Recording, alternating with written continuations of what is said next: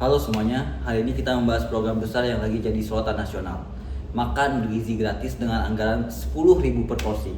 Pertanyaannya sederhana, apakah 10.000 itu cukup memberi makan bergizi kepada jutaan anak sekolah? Mari kita mulai dari kenyataan di lapangan.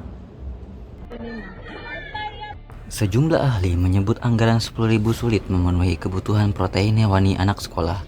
Banyak menu beredar menunjukkan porsi lauk yang sangat kecil, kadang bahkan tanpa protein. Jadi masalah pertama jelas, harga pangan naik, anggaran tetap. Akhirnya menu disederhanakan, kualitas gizi menurun. Tapi masalah berikutnya jauh lebih mengkhawatirkan, keamanan makanannya. Kita lihat laporannya. Gizi gratis atau MBG yang dibagikan di sekolah. Puluhan siswa dilarikan ke puskesmas setelah diduga keracunan makanan MBG. Investigasi menemukan penyimpanan makanan tidak sesuai standar higienitas.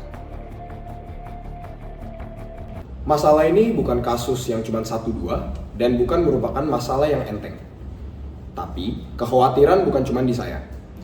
Banyak orang tua dalam wawancara berita mengatakan, kami takut anak kami keracunan. Wajar karena makanan MBG sering dimasak ribuan porsi sekaligus dan dikirim ke banyak sekolah.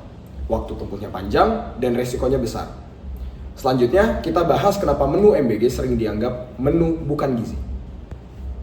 Belasan pelajar SD Negeri Marga Mulia Tasikmalaya harus mendapat penanganan medis. Keluhannya serupa, sakit perut disertai muntah-muntah. Gejala itu dikeluhkan usai para siswa mengkonsumsi menu MBG. Salah satunya adalah nasi goreng yang kondisinya sudah memunculkan bau tidak sedap. Saat mendapat laporan, guru langsung membatalkan pembagian MBG untuk siswa kelas 1 hingga 3. Namun, ada sejumlah siswa kelas 4 hingga 6 yang telah mengkonsumsi makanan dan belasan diantaranya kini dirawat di musola sekolah.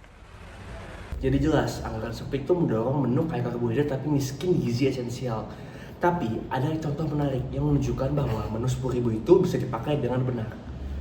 Di tengah maraknya kasus keracunan program makan bergizi gratis, Solo justru memilih jalan berbeda. Kota ini sudah punya dapur sehat, salah satunya di SD Muhammadiyah 1 Ketelan yang berjalan lebih dari 10 tahun. Dapur sehat yang terletak di dalam kompleks sekolah ini setiap hari melayani makan siang 615 siswa. Semua bahan yang digunakan selalu segar, dimasak sejak pagi dan disajikan bersih sesuai standar kesehatan. Para juru masak juga memakai sarung tangan serta masker agar makanan tetap higienis. Sistem prasmanan pun dipilih, tersaji nasi, sayur, lauk yang masih hangat. Kepala sekolah menegaskan dapur sehat bukan sekedar tempat makan, tapi juga bagian dari pembelajaran. Bahkan, kantin ini sudah 2 kali meraih predikat Kantin Sehat Nasional dari Kementerian Kesehatan. Selain penyajian, upaya lain yang seharusnya dicontoh MBG adalah pengintegrasian pendidikan perilaku seperti di SD Muhammadiyah 1.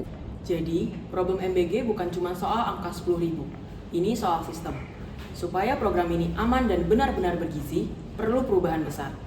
Yang pertama, fleksibilitas anggaran per daerah, transparansi pengadaan dan audit rutin, lalu pelibatan ahli gizi lokal bukan hanya penyedia besar, lalu standar higienitas ketat dari dapur ke distribusi, dan partisipasi orang tua sebagai pengawas lapangan.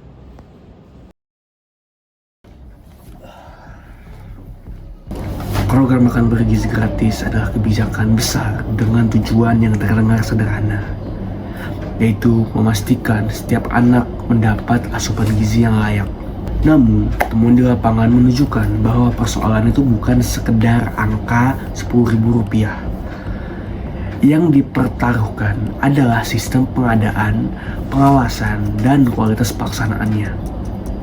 Ketika anggaran tidak fleksibel, dapur itu tidak higienis dan distribusi tidak diawasi dengan ketat. Jadi makanan yang seharusnya menyehatkan justru beresiko membahayakan.